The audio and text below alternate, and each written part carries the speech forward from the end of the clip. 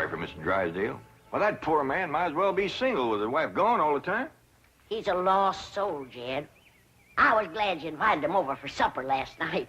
But even my cooking didn't cheer him up. Yeah, I noticed he hardly touched his plate of grits and possum belly. Even when I spooned on some gopher gravy. He didn't perk up till after supper, and Pearl started playing and singing. Don't tell me he liked Pearl's bellering. That wasn't bellering, it was yodeling. Well, it curdled the milk clean out to the kitchen. Oh, I've thrown shoes at tomcats that made prettier music than Pearl. I sure wish you two women would get along together. We ain't gonna get along together till she learns to stay out of my kitchen. I bet she's in there right now, sticking her long nose into my pots and pans. By dingy, if she is... Now, Granny, you just cool down.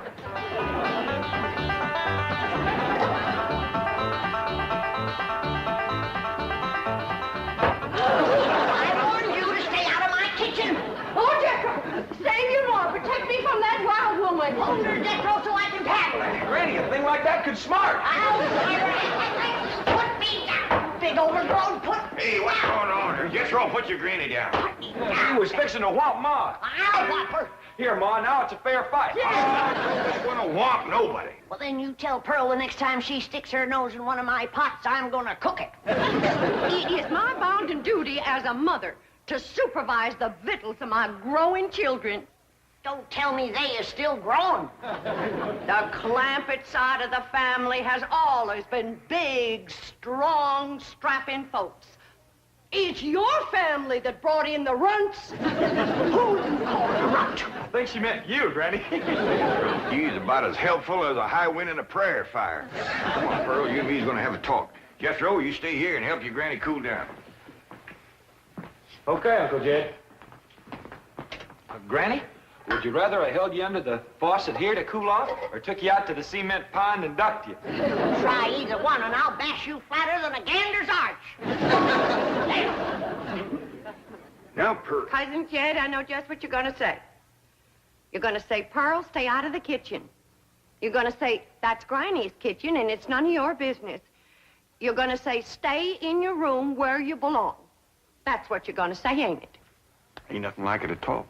What I was going to say was, it seems to me that a handsome widow woman in the prime of life ought not to be hiding herself in the back part of the house, working over steaming pots and pans and dipping her panty-playing fingers into soapy water and hoarsening up her beautiful singing voice yelling at Granny. That's what I was going to say. Praise be. Why don't I keep my big mouth shut and just listen? You know, Pearl, you got the gift of making music. And I reckon there ain't nothing these city fellas likes better than that. Really, Jay? Yeah, remember last night Mr. Drysdale was here and you was playing and singing and yodeling for him? Yeah. You brung that poor lonesome man a lot of happiness. Jed, you ain't agreeing in me, are you? I'll give you my word. Remember that song you sung, The Flowers That Bloom in the Spring, Tra-la? Yeah. Well, you had Mr. Drysdale believing it was spring. No. Yeah. While you was still singing, he went, flung open the window, stuck his head out, and started taking deep breaths, just like he was really smelling them flowers. You reckon he liked my yodeling? Pearl, he like to went wild. I reckon them city fellas don't get a chance to hear much yodeling. 'Cause when you throwed your head back and cut loose, it really grabbed a hold of him. It did? He gripped the arms of his chair till his knuckles turned white. Then he commenced to rocking back and forth and moaning like he's under some kind of a spell. And his eyes commenced to circling in his head, and real tears run down his cheeks. Before you got done, he was limp as a dish rag. I had to help him to the door. Uncle Jed, I can't seem to do nothing to cool Granny off. Ain't no need to, Jethro. Your pretty, young, piano-playing ma has decided not to hide herself away out in the kitchen. That's a good idea, Ma, because Granny, she'd find you and whomp you. Well, we'll see about that. Well, you stay out here and practice playing and singing and yodeling. I'll take care of Granny. I wonder if I should have told Uncle Jed that Granny's waiting behind the door with a skillet to whomp the first person that sets foot in her kitchen. Reckon I should have. Jed, I'm sorry. I thought it was Pearl coming in. Granny, you done shortened me. I'll make a poultice for your head right away now, Jed. Right away. I'm telling you, Granny, you don't have to worry no more about Pearl coming in your kitchen. She's going to be spending her time getting herself a husband with her singing and yodeling. Yet it ain't legal to torture a man into marrying you. You just don't realize the power Pearl's yodeling's got over men. Last night, Mr. Drysdale like to went wild. Pretty near drove me crazy, too. He loved it, Granny. I bet you he's got that yodeling ringing in his ears right now.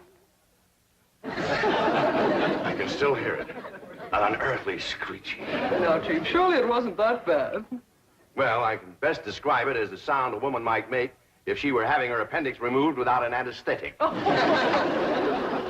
Milton, darling. Margaret, I'm so glad to have you back, dear. What a cunning hat, dear. Is it you? Oh. Welcome home, Mrs. Drysdale. Thank you. Milton, I have the most marvelous news. I'm going to a help farm in Arizona. What? Some women were talking about it on the plane. It's terribly chic, quite expensive, and you don't need any willpower. They just force you to be healthy. The doctors are all deliciously mean. But, Margaret, you are healthy. Every doctor in the United States says you're healthy. But, dear, this is different. They reduce you as well. Margaret, if you want to lose weight, just stay home and we'll have dinner at the Clampetts every night. Now, you can't eat the food, but you won't leave hungry. Because Cousin Pearl will yodel your appetite away. But, Milburn, it's so fashionable to go to a health farm. Oh, Margaret, please stay home and run the place for a while. You have plenty of servants. Yes, but we have no one to manage the place.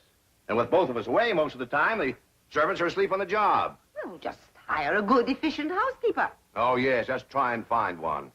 Oh, Margaret, please stay home. All right. That's the way you feel. Miss Hathaway. I'll stay home, just as you wish. That's my darling.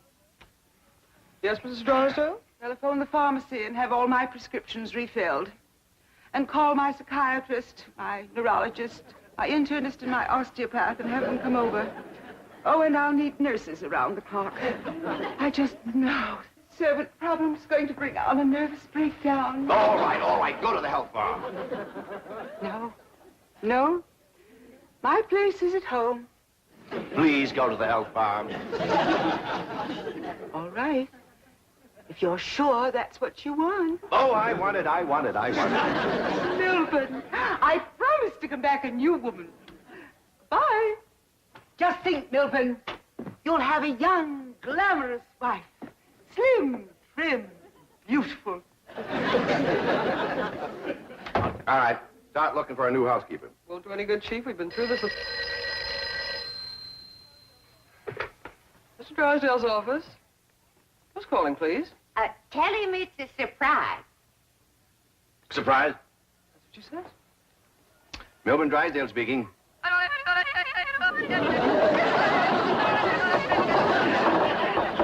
What in the world is that? That is Pearl Bodine yodeling. Now, when she comes up for air, tell her I was drafted. Chief, she might be the answer to your housekeeping problem. What?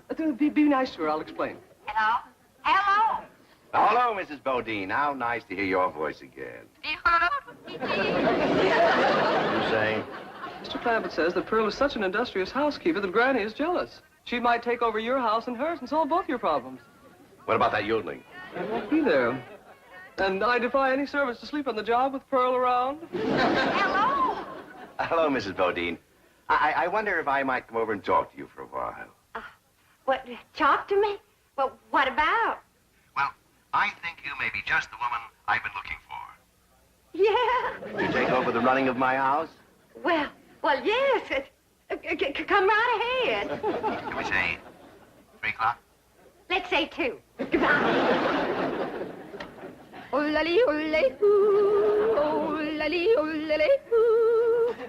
you stop that infernal caterwauling of yours? It might be infernal caterwauling to you, but it's pure catnip to me.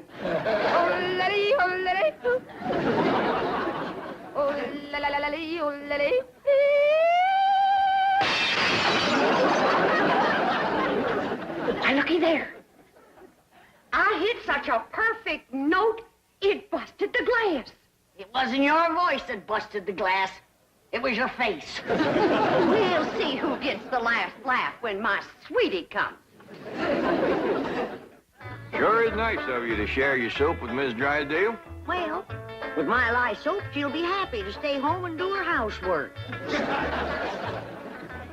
Granny, most powerful batch of soap that you ever made. Just a breeze blowing it back on me on the way over here has got me crying.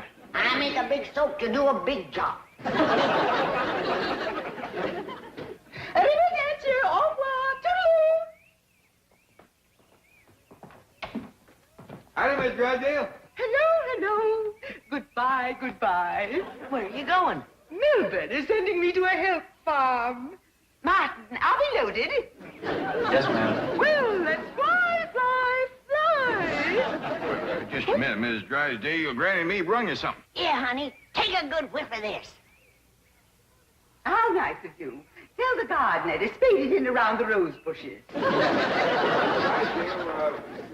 Toodaloo.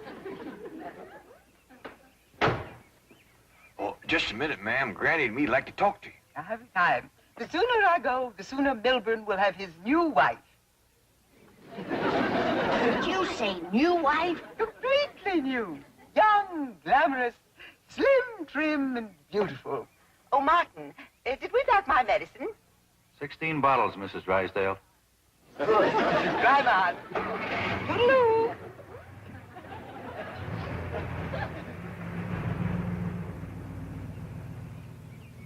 How could a woman be so cheerful about her husband getting a younger wife? You heard her. She's loaded. Yeah, both of them. Sued to the gills. Who do you reckon is the woman that busted him up? Hard to tell, Granny. There's so many young, beautiful women out here. Yeah, probably one of them glamorous movie stars.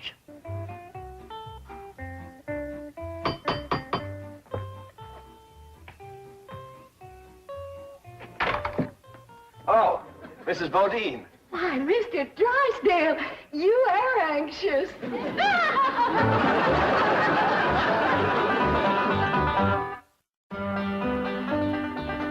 I'd had a little more notice, I'd have baked your sweet potato pie. It's one of my specials. Oh. Won't you step down? Thank you. Here, I'll take your hat.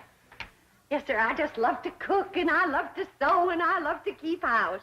Yes, I've heard you're an exceptional housekeeper. But I ain't one of them fussy ones. No, sir, not me. I say a man's home is his castle, and it is the duty of a woman to make him comfortable. Oh. Here we go. Yes, sir. A man works hard all day, and when he gets home, he has a right to enjoy himself. Take off his shoes and relax and listen to some soothing music to calm his jangled nerves. Please, Mrs. Bodine, not like that. Mr. Drysdale, I gotta ask you to keep a grip on yourself. We're all alone in the house. If you want me to keep a grip on myself, I must ask you not to play or sing or yodel. I understand. Kind of makes you go all to pieces. Yes, it does. Well, you just come on back, and you sit down. Why, Mr. Drysdale, you're perspiring. Why, you gotta get relaxed. Well, please. A man can't say what's on his mind unless he's resting easy. Land sakes. And with that tie and collar a choking you, it's a wonder you can talk at all. Oh, Mrs. Bodine, I'll be all right. Really, I will. Mr. Drysdale, you got a hole in your stocking. Oh, it's nothing to be ashamed of. When a man ain't got a woman around to care for him, them things is bound to happen. I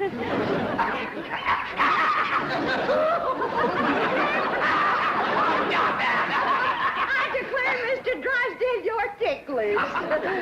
Now, look, I'm gonna let you sit easy, and I'm gonna darn that up before you know it. Oh, Mrs. Bodine, no, really, I can manage. No, I ain't taking orders yet. No, please, give me back my sock. Give me my I sock. know how to handle you.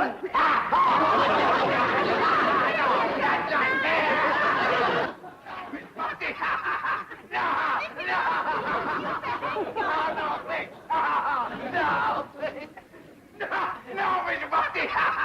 No! Mr. Drysdale. I reckon Pearl is a young, beautiful woman that busted up his marriage. What? It's been her singing and yodeling that drove him to it. No, stop it. Mr. Drysdale. Mr. Clampett, it was just, your cousin and I were... Oh, no, we weren't. Jethro, leave the room. Leave the house. Did you have to come back right now? We was just going great. Pearl, what's the matter with you? Man crazy, always was. Mr. Drysdale, get yourself decent. I'll be back to talk to you.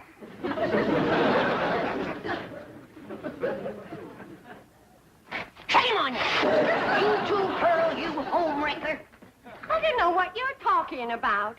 You told me that Mr. Drysdale was crazy about my yodeling, so I called him at the bank, and I yodeled, and he come a-running over here to see me. You done yodeled your way twixt Mr. Drysdale and his wife? Wife, I didn't know he had a wife. Well, he has. The sweetest, kindest, nicest, drunkenest woman you ever saw. You done sent her to the farm. Put her out to pasture so he can marry you. You seen her leave. Oh, she knows about you, Pearl. Said her husband was going to get a new wife. Young, glamorous, slim, beautiful. Jed, that can't be Pearl. You're forgetting what a powerful spell her voice throws on a man. Now, Pearl, I'm going back in there and try to talk some sense to Mr. Drysdale. Whatever you do, don't yodel.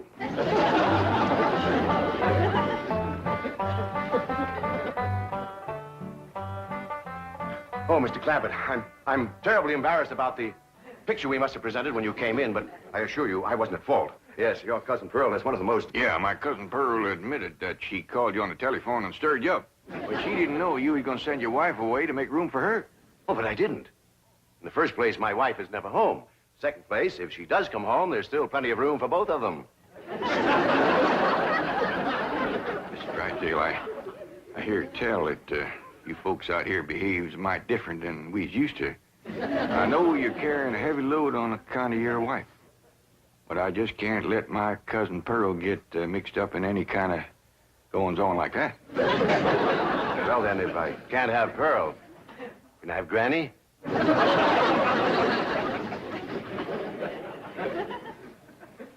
Lord love you, you're a desperate man.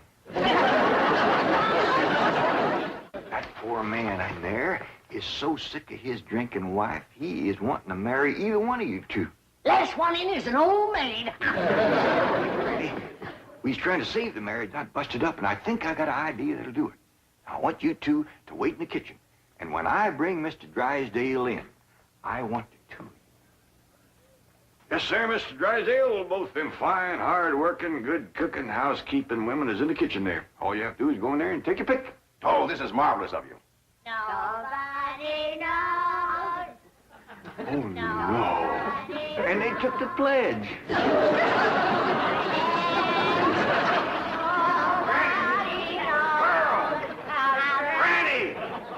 Well, look who's here. It's old Jed himself. And there's Milby, baby. You fellas want to dance? Come on, let's have a little dance. Come on now. You can't dance with her. Why not? It's all downhill. Take your pick now, Mr. Drysdale, while I can still walk over to your house. Oh, he's gonna pick me. Ain't you, sweetie, Milby? Oh, no, he ain't. He's gonna take me, ain't you? Listen, you get your banker grabbing hands off of him. Who you shoving, fella? Who you shoving, huh? I'll show you. Shove it there.